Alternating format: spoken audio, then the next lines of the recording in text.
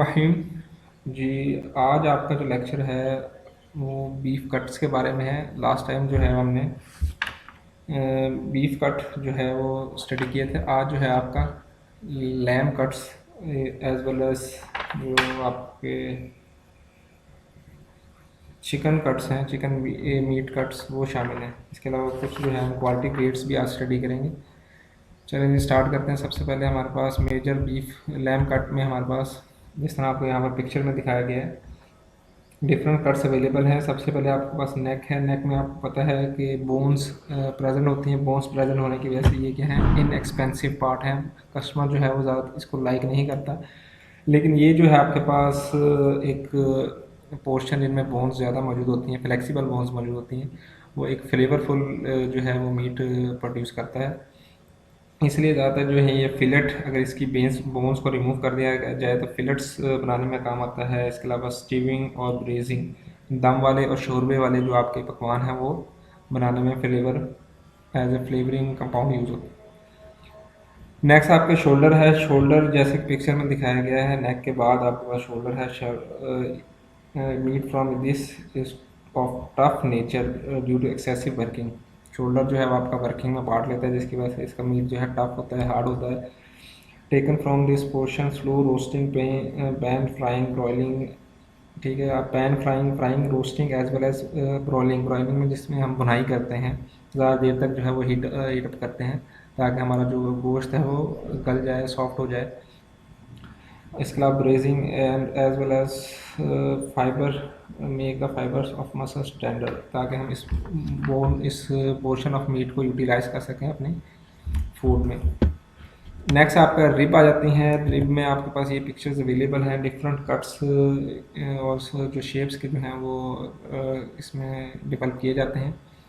इसमें आपके पास 8 रिब्स शामिल हैं लैम की, और इसमें अगर आपके पास अगर बोन्स एक्सपोज हो जाएं, अगर आप उसको इस तरह कट डाउन करते हैं कि अपर जो बोन्स हैं वो एक्सपोज हो जाएं, तो आपके पास फ्रेंच ट्रिम्ड कट कहलाता है। नेक्स्ट अगर आपके पास इंटरविंगल हो जाए, इंटरवेंड हो जाए, आपस में मिक्स हो जाएं, जिस तरह उंगलियाँ मिक्स होती हैं हाथ की, इसी तरह अगर आप इस तरह का जो है वो कट बनाते हैं या जो है वो आप एक फूड जो है वो रेस्टोरेंट में बनाते हैं, ज़्यादातर जो है वो आपके पास गॉड ऑफ ऑनर जो है वो शेप कहलाएगी। इसी तरह अगर आपके पास क्राउन लाइक शेप होगी तो वो क्राउन ऑफ लैम्प कहलाएगी रिब्स की।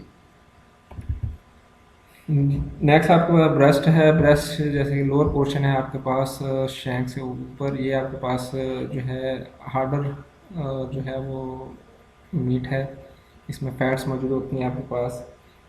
Breast can be stuffed, rolled and roasted. इसको स्टफिंग में यूज़ किया जा सकता है, रोल्ड मीट में एज वेल एज रोस्टिंग में जो है वो यूज़ किया जाता है। The fat is slow cooking melt down the to leave tender and tasty meat. इसमें जो है फैट अवेलेबल होती है, जिसकी वजह से फैट आपको पता है टेंडर होती है, नरम होती है, सॉफ्ट होती है, जिसकी वजह से ये आपका पोर्शन ब्रेस्ट का जो है ये भी सॉफ्ट होता है। फ्लैंक नेक्स्ट आपके पोर्शन है। ब्रेस्ट के साथ ही आपके पास फ्लैंक मौजूद होता है। मेकिंग फॉर ब्राउन मीट, कीमा बनाने के लिए आपके पास जो है ये फ्लैंक का पोर्शन यूज़ होता है। जी नेक्स्ट लॉइन है। ये आपके पास बैक बोन का पोर्शन रहता है एक, इसमें टी बोन्स भी अवेलेबल होती हैं जो लॉइन और आपके पास सर लॉइन को ज्वाइन करती हैं। इसका मीट जो है आपके पास ग्रिलिंग, फ्राइंग है, ब्रॉलिंग में यूज़ होता है। नेक्स्ट आपका सरलियन है, ये भी आपके पास लॉइन के साथ मौजूद होता है। Inexpensive cut from leg and hip, ये आपके पास 2 पोर्शन के साथ जो है जॉइंटली मौजूद होता है sirloin. Use for broiling and grilling.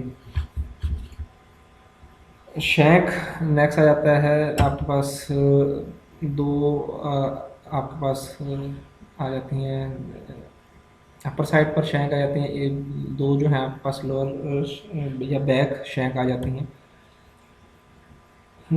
This the lower leg forms this section of lamp and due harder working part animal. ये भी आपके पास क्या है, मोशन में मूवमेंट में पार्ट लेती हैं, जिसकी वजह से इसका मीट जो है वो हार्डर होता है।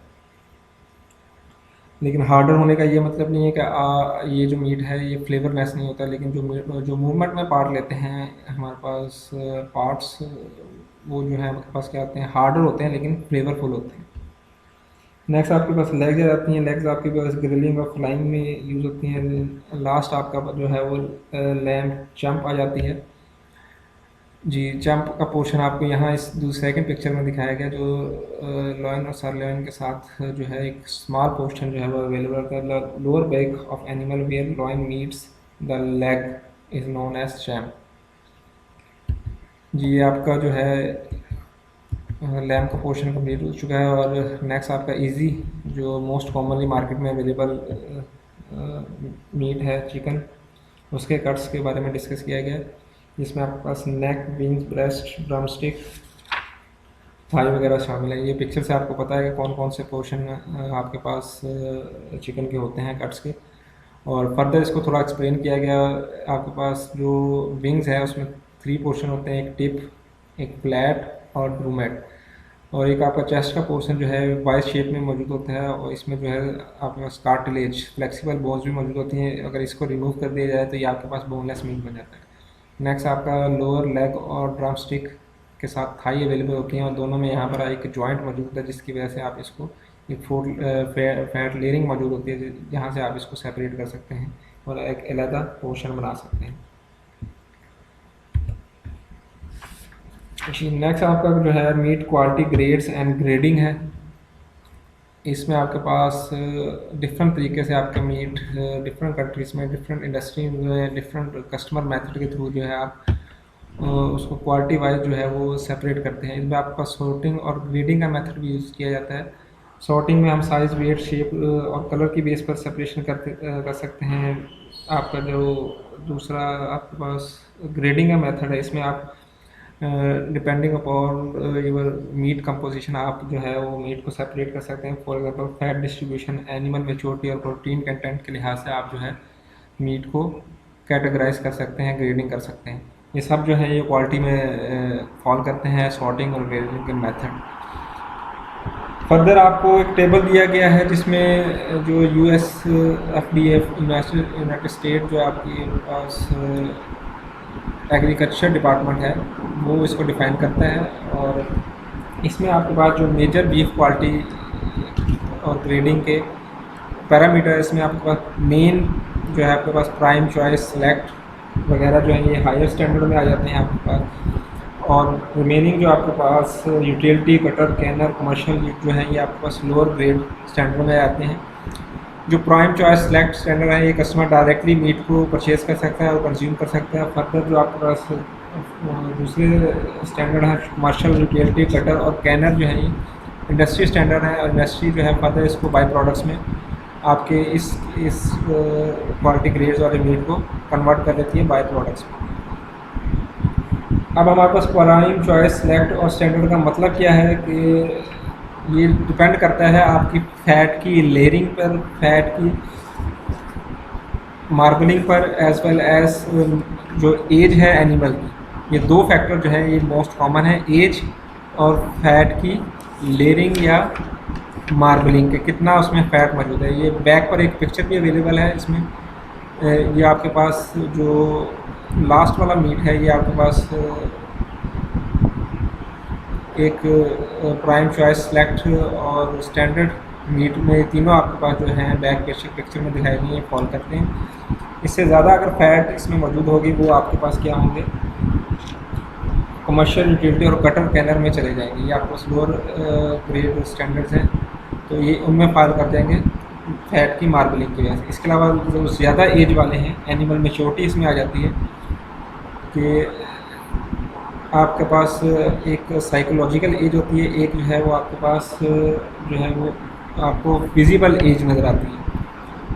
سائیکولوجیکل ایج وہ ہوتی ہے جس میں ایک اینیمل جو ہے وہ اپنی میچورٹی، اپنا جو فیڈ کنزپشن ریشو ہے وہ میکسیمم شو کرتا ہے.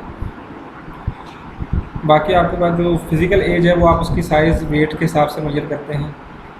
اس میں آپ کے پاس ایک فنومنا اوسیفیکیشن کا بھی یوز ہوتا ہے جس میں آپ کے پاس وقت کے ساتھ ساتھ آفٹر سم ٹائم کیا ہوتا ہے، جو کارٹلیج بونز ہیں وہ ہارڈر بونز میں کنورٹ ہونا اسٹارٹ ہو جاتی ہیں. فار ایگزامپل ایک جو بیبی آپ کے پاس اینیمل ہے اس میں اس کی جو ہے وہ سافٹر بون ہوتی ہیں جنہیں ہم کارٹلیج بون بھی کہتے ہیں. وقت کے ساتھ ساتھ کیا ہوتی ہیں وہ بونز ہارڈر ہو جاتی ہیں اور اس فنومنا کو ہم کیا کہتے ہیں؟ اوسیفیکیشن کا فنومنا کہتے ہیں. یہ ٹوٹلی جو ہے وہ ایج سے لنک کرتا ہے. اب اس میں آپ کے پاس گریڈس ڈفرینٹ جو ہے وہ ڈیفائن کیے جاتے ہیں کہ اے سے لے کر ای تک، اے بی سی ڈی ای جو ہے وہ میچورٹی گریڈس یہاں پر بنائے گئے ہیں. اور اس میں ڈفرینٹ ٹائم لینتھ دی گئی ہے. 9 منتھ سے لے کے 96 منتھ تک جو ہے وہ یہ فال کرتی ہے رینج، جس میں آپ اینیمل میچورٹی اور اس میں fat percentage as well as water percentage جو ہے وہ آپ اس میں میئر کر سکتے ہیں. اور اس میں آپ کا کلر کا بھی فیکٹر بہت زیادہ آ جاتا ہے. جیسے جیسے ایج انکریز کرتی ہے، فیٹ کا کلر جو ہے وہ ڈارکر ہونا اسٹارٹ کر دیتا ہے. جو آپ کا بیبی اینیمل ہوتا ہے اس میں آپ کے پاس لائٹر چیری ریڈ کلر ہوتا ہے، اور جو آپ کا زیادہ ایج والا اینیمل ہوتا ہے اس میں جو ہے وہ ڈارکر پنکش کلر جو ہے وہ یا براؤنش کلر جو ہے اس میں اسٹارٹ ہو جاتا ہے. تو یہ دونوں ایج اور کلر جو ہے آپ کا میٹ کوالٹی ڈٹرمائن کرنے میں ایک اہم رول ادا کرتی ہے. نیکسٹ آپ کے پاس کیرکاس ماربلنگ ہے. یہ آپ ابھی ڈسکس کر بھی چکے ہیں. ماربلنگ مینس کہ فیٹ کی ڈسٹریبیوشن امنگ دا میٹ. اس طرح آپ یہاں پکچر میں دکھایا گیا ہے کہ جو کچھ جو ہے آپ کے پاس فیٹ جو ہے بٹوین دا لین میٹ، صاف میٹ جو ہے آپ کے پاس اس میں تھورلی ڈسٹریبیوٹ ہوا ہے، کچھ جو ہے وہ ایجز پر موجود ہے. تو جو ایجز پر اگر زیادہ آپ کے پاس فیٹ موجود ہوگا تو وہ میٹ جو ہے وہ لو کوالٹی میٹ ہوگا. اسی طرح اگر آپ کے پاس ماربلنگ زیادہ ہوگی fade in side the lane meat, وہ بھی آپ کے پاس لو کوالٹی میٹ ہوگا. اب ہمارا کسٹمر کیا کرتا ہے؟ کسٹمر جو ہے وہ زیادہ فیٹ والا میٹ ہے وہ پرچیز نہیں کرتا، پسند نہیں کرتا. اس کی وجہ سے اس کی جو پرائس جو ہے وہ کم ہو جاتی ہے. لیکن جو آپ کے pass through out distributed fat content ہوتا ہے وہ ایک فلیور جو ہے وہ آپ کو زیادہ اچھا دیتا ہے بنسبت جو آپ کا لین میٹ ہے یا صاف گوشت ہے. اب اس کے لیے آپ کے پاس کیا ہے؟ ماربلنگ کے لیے 9 ڈگری اسکیل ایک ڈیولپ کیا گیا جو آپ کے پاس ابنڈنٹ ماڈریٹلی سے لے کر آپ کے پاس سلائٹلی اور لیسٹ مین کے سب سے زیادہ سے لے کے سب سے کم تک جو ہے وہ 9 گریڈ اس میں ڈیزائن کیے گئے. Further U S D A نے، یونائٹڈ اسٹیٹ ایگریکلچر ڈپارٹمنٹ نے کیا کیا ہے؟ فردر ابنڈنٹ کو کیا کیا ہے؟ 0 سے لے کے 100% تک ڈیوائڈ کر دیا ہے. اسی طرح ماڈریٹ کو 0 سے لے کے 100% تک ڈیوائڈ کر دیا ہے. فار ایگزامپل اگر ایک میٹ جو ہے اس میں بہت زیادہ جو آپ کے پاس کیا ہے لین میٹ اویلیبل ہے، ریڈ میٹ اویلیبل ہے، تو آپ اس کو ابنڈنٹ 100% کہہ سکتے ہیں. اس طرح اگر آپ کے پاس بہت زیادہ اس میں فیٹ موجود ہے تو آپ لیسٹ 100% کر سکتے ہیں، یا تھوڑا اس سے تھوڑا کم موجود ہے تو لیسٹ 90% کہہ سکتے ہیں. تو ڈفرینٹ کیٹیگریز ڈفرینٹ طریقے سے جو ہے وہ آپ اس کو کیٹیگرائز کر سکتے ہیں ماربلنگ. جی لاسٹ آپ کا ٹاپک ہے بیف ییلڈ گریڈ. اس میں آپ کے پاس 4 ڈفرینٹ پورشن سے جو ہے وہ میٹ کا ییلڈ جو ہے وہ چیک کی جاتی ہے، جن میں آپ کے پاس راؤنڈ، لوئن، ریب اور چک یہ آپ پڑھ چکے ہیں کہ کون سے کٹس ہیں آپ کے پاس. یہاں سے جو ہے آپ کی بیف کی ییلڈ جو ہے وہ اس کا اندازہ لگایا جاتا ہے، اور 1 سے لے کے 5 تک جو ہے اس کی گریڈنگ کی جاتی ہے. نیکسٹ اگر آپ نے کچھ کیلکولیشن فیکٹر میئر کرنے ہیں جس کے تھرو جو ہے وہ آپ ییلڈ کیلکولیٹ کرنا چاہتے ہیں تو وہ بھی آپ کے پاس اویلیبل ہیں، جس میں آپ کو فارمولا بھی دکھایا گیا ہے کہ ییلڈ جو ہے وہ کس طرح ہم کیلکولیٹ کرتے ہیں. اس میں آپ کے پاس فیٹ تھکنیس میئر کی جاتی ہے، کڈنی، پیلوک، ہارٹ اور فیٹ کی percentage as well as heart کیرکس wait اور ریب آئی ایریا جو ہے ان کو جو ہے آپ دیکھتے ہوئے اس کو کچھ فیکٹر سے ملٹیپلائی کرتے ہیں. اس کے بعد جو ہے ییلڈ گریڈ جو ہے میئر کر لیتے ہیں. اب ہمارے پاس فیٹ تھکنیس کیا ہوتی ہے؟ ہم 1 بائی 1 اس کو دیکھتے ہیں. فیٹ تھکنیس جو ہے وہ ہم 12 اور 13 ریبس کے درمیان، یہ آپ کے پاس موسٹ کامنلی ایک اسٹینڈرڈ جو ہے وہ سیٹ کیا جاتا ہے کہ آپ ایک میٹ کو ہینگ کریں کسی ہک پر، ٹھیک ہے، سپلٹڈ بٹوین 12 اینڈ 13 ریبس، کہ آپ اس کو ہینگ کریں 12 اور 13 ریبس کے درمیان، اور اس کے بعد جو ہے آپ اس ایریا میں جو ہے فیٹ تھکنیس میئر کریں. جتنی زیادہ فیٹ ہوگی آپ کا اتنا زیادہ جو ہے وہ لوور اسٹینڈرڈ میٹ ہوگا.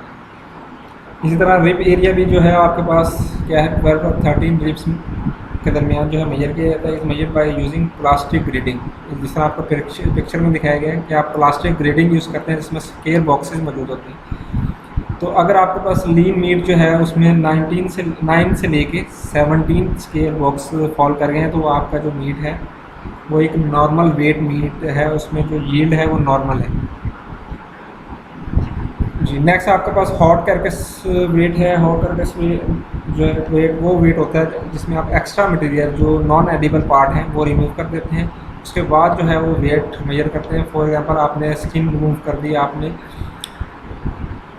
جو آپ کے ایکسٹرا پارٹ ہیں بیلی کے جس میں آپ کے پاس انٹسٹائنس اور کچھ اسٹمچ ایریا آ جاتا ہے, وہ ریموو کرنے کے بعد جو آپ کے پاس ایک اپروکسیمیٹلی ویٹ بچتا ہے وہ آپ کے پاس ہاٹ کیرکس ویٹ کہلائے گا. یہ یوزلی جو ہے 60 سے لے کے 64% تک جو ہے اس کی رینج ہوتی ہے. فار ایگزامپل اگر آپ نے 100 کلو گرام کا ایک اینیمل لیا ہے اور after cutting after removing it's extra part in can measure hot کیرکس wait, اور وہ آپ کے پاس 60 سے 64 kg کی رینج میں آ رہا ہے, تو وہ آپ کے پاس ایک نارمل اینیمل, ایک نارمل ییلڈ اینیمل کہلائے گا.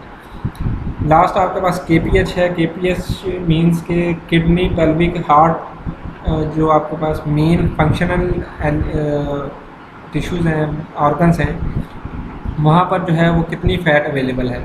یہ آرگن جو ہے یہ آپ کے پاس نازک ایک ٹیشوز ہوتے ہیں, آرگنز ہوتے ہیں. ان کے ارد گرد کیا ہوتی ہے, فیٹ پرسنٹ جو ہے وہ بہت زیادہ موجود ہوتی ہے تاکہ میکینیکل شاٹ جو ہے اس کو اس سے جو ہے اینیمل کو بچایا جا سکے. تو اس فیٹ کو پرسنٹیج میجر کرنے کے بعد جو ہے ان سب ویلیوز کو ہاٹ کیرکس ویٹ, رب آئی area, fat percentage, fat thickness major کرنے کے بعد اس فارمولے میں پٹ کریں گے تو آپ کے پاس ییلڈ گریڈ جو ہے وہ میجر ہو جائے گی. اس طرح جو ہے وہ آپ ییلڈ گریڈ جو ہے کسی بھی اینیمل کی جو ہے میجر کر سکتے ہیں. اس کے لیے آپ کے پاس ایک ٹیبل بھی دیا گیا ہے کہ اگر آپ کے پاس ییلڈ گریڈ جو ہے وہ 52% سے زیادہ آتی ہے تو وہ ییلڈ گریڈ نمبر 1 کہلائے گا. اسی طرح اگر 45.4% سے لیس ہے تو وہ آپ کے پاس 5th ییلڈ گریڈ جو ہے کیٹیگری میں فال کرے گا. جی یہ لیکچر تھا آپ کا. Thank you.